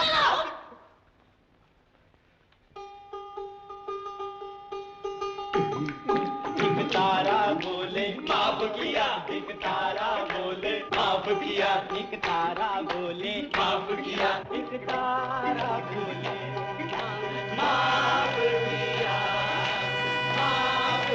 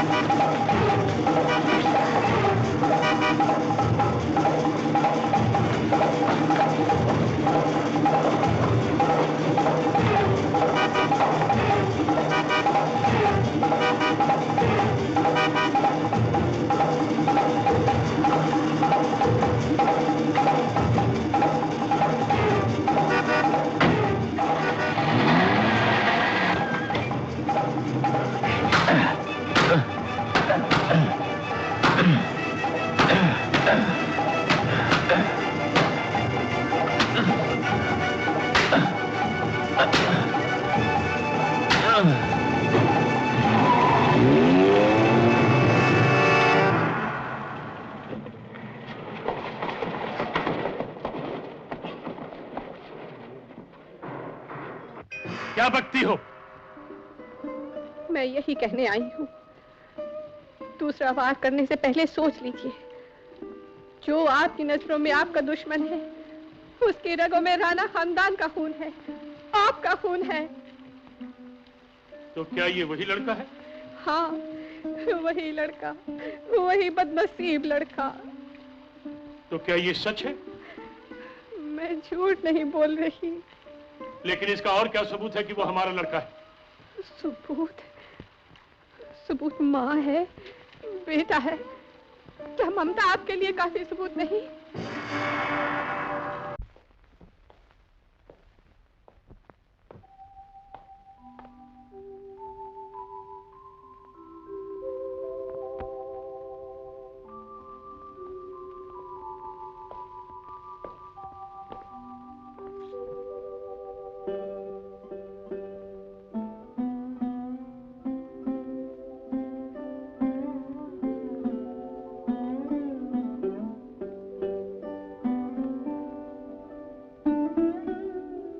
कैसे हो? अब अच्छा हूं। बैठिए। कुछ पता चला गोली चलाने वाला कौन था? गोली चलाने वाला कोई अनाड़ी था। यहाँ की बजाय गोली यहाँ लगी। लगे भी क्या, बस छू के चली गई। घाव भी गहरा नहीं हुआ। भगवान का लाख लाख शुक्र है तुम बच गए। क्या सोच रहे हो? जी कुछ नहीं, कुछ भी तो नहीं। अच्छा तो मैं चलूं। और हाँ, किसी चीज की जरूरत हो तो। धन्यवाद। फिर भी जब इंसान घायल होता है तो उसे मरहम पट्टी की जरूरत होती है, और जब एक बेटा घायल होता है तो उसे बाप की जरूरत होती है। इंसान को मरहम पट्टी, बेटे को माँ बाप, सभी कुछ तो मिला है। हाँ, आप क्या सोचने लगे? कुछ नहीं, कुछ भी तो नहीं। अच्छा तो मैं चलूं।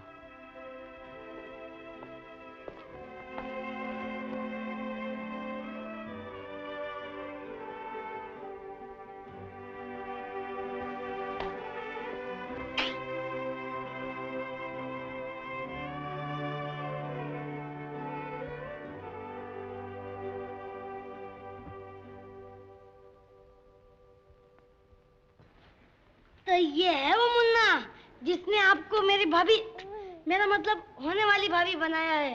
बच्चू थोड़ा बड़ा हो जा, एक तारा बजाना सीख जाएगा। अगर यहाँ के लोग इतने अच्छे थे तो बीवी जी यहाँ आने के लिए पहले ही खत लिख दिया होता। क्यों सुखिया, यहाँ के लोग अच्छे हैं ना? हैं, बहुत अच्छे हैं। रहिए, आराम से रहिए जब तक इलेक्शन चले। बाद में काम, फिर दाम, फिर विश्राम। लेकिन विश्राम भी कहाँ, इधर भानु भैया इलेक्शन में जीते, उधर शहनाई बजे। क्यों भाभी, बजेगी ना?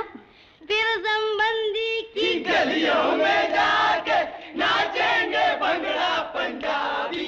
हरिपा, हरिपा, हरिपा, हरिपा। सरकार, सरकार, सरकार गुस्ताखी माफ। एक राजकुमार बहुत मुसीबत में था। उसे जिन ने अपने कब्जे में कर रखा था। राजकुमार था बिल्कुल आप जैसा। उसे एक फकीर मिला बिल्कुल मुझ जैसा। फकीर ने राजकुमार को बताया कि इस जिन की जान एक नीले तोते में है। उस तोते की गर्दन दबाओ, जिन जहां भी होगा तड़पेगा और तड़प तड़प कर दम तोड़ देगा। मदन सिंह, तुम्हारा हर बात बेकार गया है। तुम बिल्कुल निकम्मे हो। सरकार, निकम्मा मुंह काम की बात। इस बार आपके लिए वो तोहफा लाया हूं कि सरकार देखेंगे तो इनाम मार मार कर मेरे मुंह का कीमा ही बना डालेंगे। वो देखिए।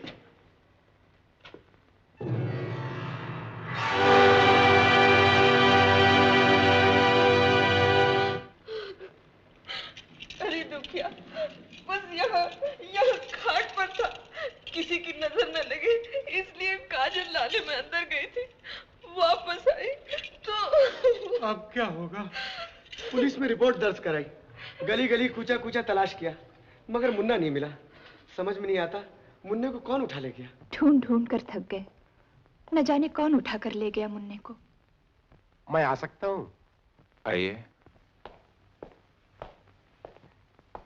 युवराज ने कांटों में से चुन चुन कर आपके लिए कुछ फूल भेजे हैं, स्वीकार कीजिए। भगवान आज ही आपको अच्छा करते हैं। धन्यवाद।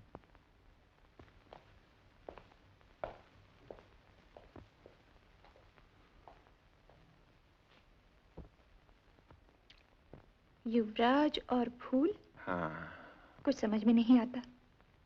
लो, इन्हें रख दो।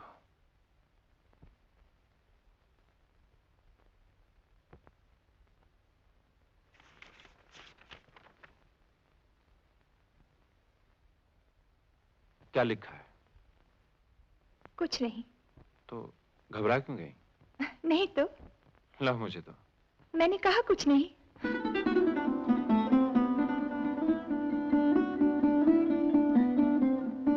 तारा मास्टर, कल 10 बजे लाखा रेगिस्तान में तुम्हारे दर्शन करना चाहूंगा, और अगर ना आए तो लाडले मुन्ने की लाश की वोट बनाकर परसों तुम्हें तोहफे के तौर पर भेज दी जाएगी।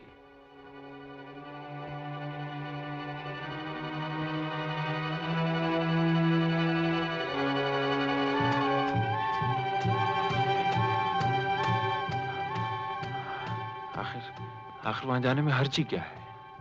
तुम उन्हें नहीं जानते। सौदे की बात होती तो लाखा रेगिस्तान के बीच क्यों बुलाते? नहीं, तुम नहीं जाओगे। भावना, रेगिस्तान से अपनी बड़ी पुरानी यारी है। बचपन से लेके आज तक मौत जब जब वहां धकेल के ले गई, तब तब जिंदगी मिली। हाँ, अगर मैं वहां ना गया तो ना, मुन्ने की जान खतरे में है।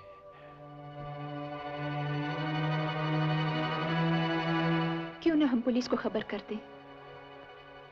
प्रेम कच्चा खिलाड़ी नहीं। अगर मेरे अलावा उसने किसी और को वहां देखा तो बस एक बच्चे की तड़पती हुई लाश। एक अनाथ बच्चा जिसके माँ बाप नहीं, मेरे कारण उसकी जान चली जाए। नहीं, ऐसा नहीं हो सकता। मैं जाऊंगा। भावना, एक दिन मुझे भी कोई रेगिस्तान से बचा के लाया था। अब कोई दूसरा उस तूफान में घिर गया है। क्या उसे बचा के लाना मेरा फर्ज नहीं?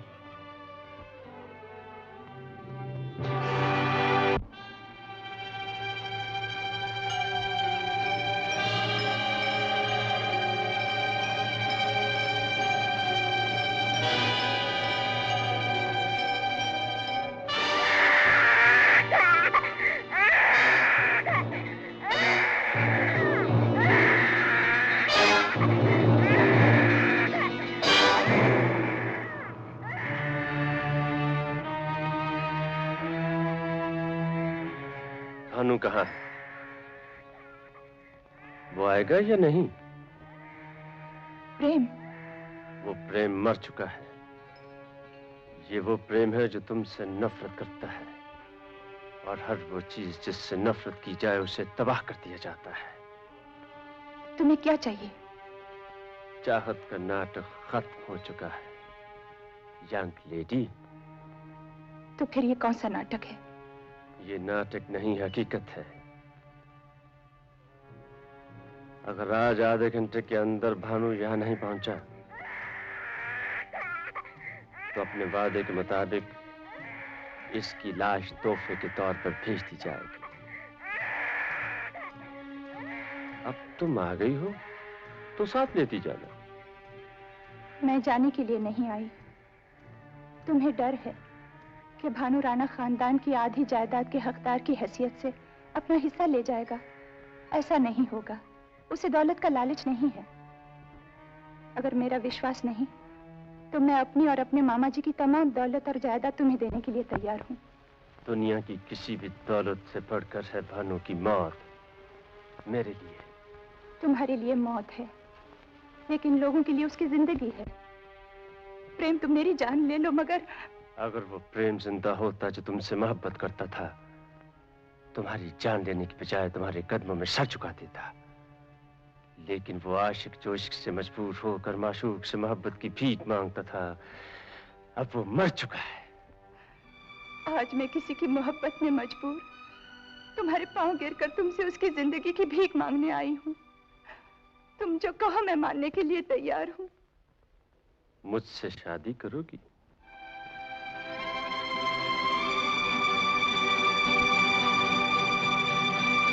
तुम भानु के रास्ते से हट जाओगे ना? उसे इलेक्शन में खड़ा होने से नहीं रोकोगे ना? इलेक्शन में वो खड़ा नहीं हो सकता। आज मैं जिसकी जान बख्शूं, कल वो मेरे बाप के साथ टक्कर ले। बेटा तो वो भी है। हमारे खानदान से रिश्ता जोड़ने के लिए एक मनगढ़ंत कहानी बनाई गई है। वो नाजायज औलाद है, उसके माँ बाप का कुछ पता नहीं। अगर माँ बाप का पता न होने से कोई नाजायज बन जाता है तो दुनिया भगवान को जायज क्यों मानती है? दुनिया मानती है, मैं भगवान को भी नहीं मानता। तो उस इंसान को क्या समझोगे जो इंसानियत की रक्षा कर रहा है। इंसानियत एक ठोंक है और इस ठोंक की डुगडुगी बजाने वाले मदारी को मैं जिंदा नहीं छोड़ूंगा। युवराज, तुम मुझे नहीं मार सकते। अच्छा हुआ तुम आ गए। मुझे गोली का निशाना बनाने से पहले मुन्ना भावना के हवाले कर दो। राणा खानदान अपनी दी हुई जबान से कभी पीछे नहीं हटता। मदन सिंह, बच्चा भावना के हवाले कर दो। हुक्म सरकार। तारा मास्टर, अच्छे आदमियों को गोली मारकर अमर बनाने में मुझ जैसे गुनहगारों का भी हाथ है। चलो आज से तुम भी अमर हो जाओगे। युवराज, गुनाह ने अनगिनत इंसान मारे, लेकिन गिनती के अमर हुए। अगर किसी की चलाई हुई गोली किसी को अमर कर सकती ना, तो दुनिया का हर कातिल सबसे पहले अपने आप को गोली मारता। इंसान को ना उसके काम अमर करते हैं। हाँ। तारा मास्टर, ले देकर तुम्हारी पूंजी एक तारा है। तुम्हारे मरने के बाद वो किसे दिया जाए, वसीयत तो सुना दो। तारा किसी सहारे का मोहताज नहीं। वो जहां रहेगा बोलेगा, बोलता रहेगा। प्रेम, प्रेम, मैं तुमसे शादी करने को तैयार हूँ। इसे छोड़ दो, जाने दो इसे। भावना, लोग सांप के कांटे से कम मरते हैं, दहशत से ज्यादा। अगर मैं इसके मारे मर भी गया तो क्या है, लेकिन इन भेड़ियों के डर के मारे अपनी आत्मा मत बेचो। जाने दो। नहीं, नीलामी की चीज नीलाम घर में बिकती है। ले जाना अपनी आत्मा को और इसकी तड़पती हुई लाश को, बहुत खरीदार मिलेंगे। मदन सिंह। हुक्म सरकार। रियासत के सिपाहियों को बहुत वर्षों से अपने जौहर दिखाने का मौका नहीं मिला। दलेर सिंह। हुक्म।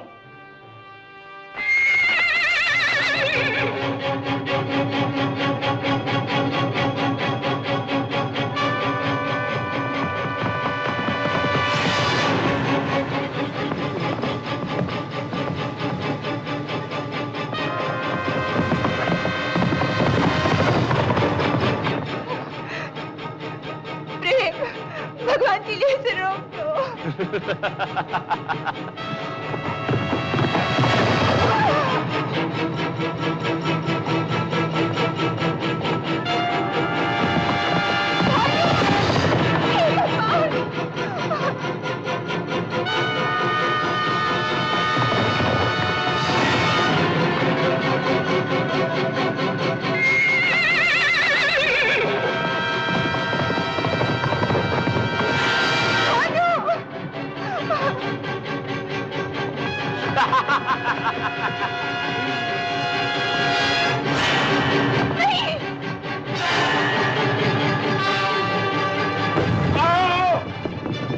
युवराज,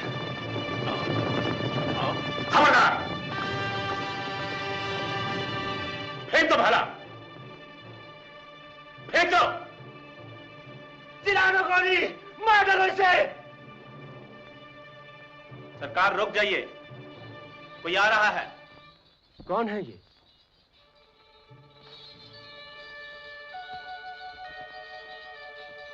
कोई काफिला है, गुजर जाने दो। पहले इन्हें निकल जाने दो, लेकिन अगर ये जरा भी आवाज करने की कोशिश करें तो गोली बच्चे के सीने के पार हो जाएगी।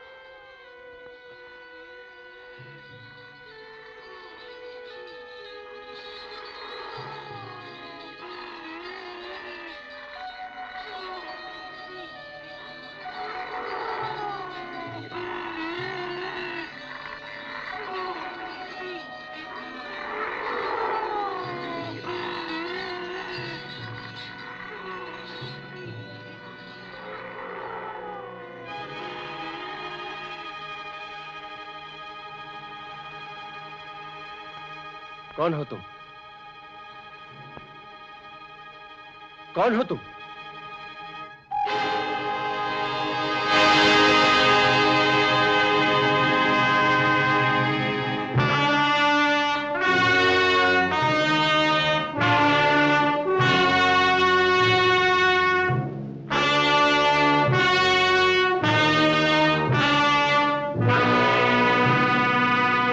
छोड़ दो इन्हें। अगर तुमने गोली चलाई तो सोच लो कि तुम्हारी भांजी का क्या होगा।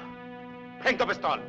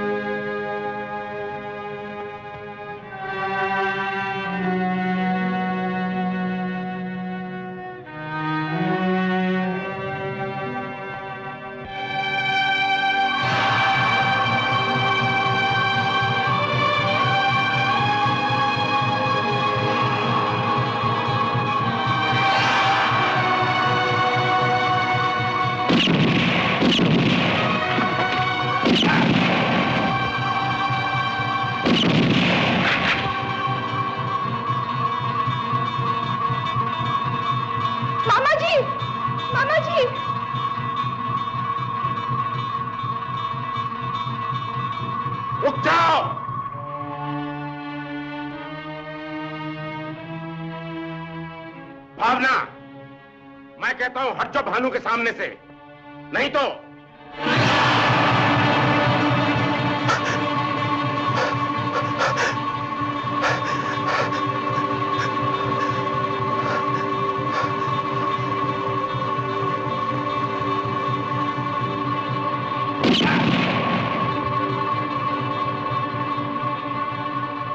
सरकार, अच्छा मुंह बुरी बात, मैं चला। मामा जी!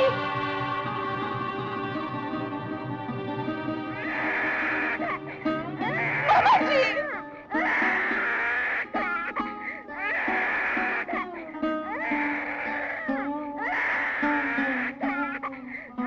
मामा जी!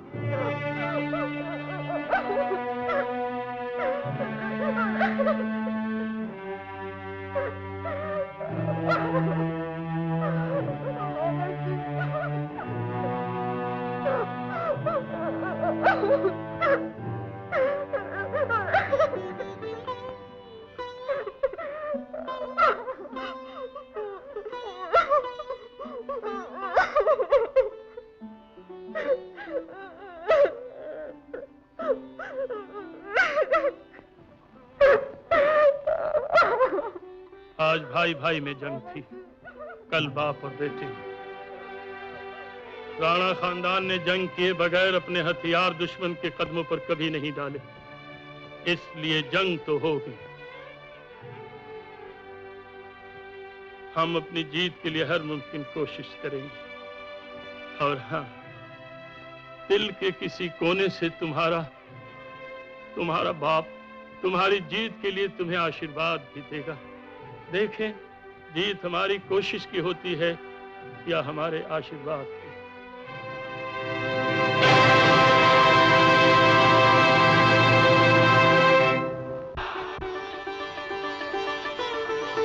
बोलो भानु भैया की जय! भानु भैया की जय!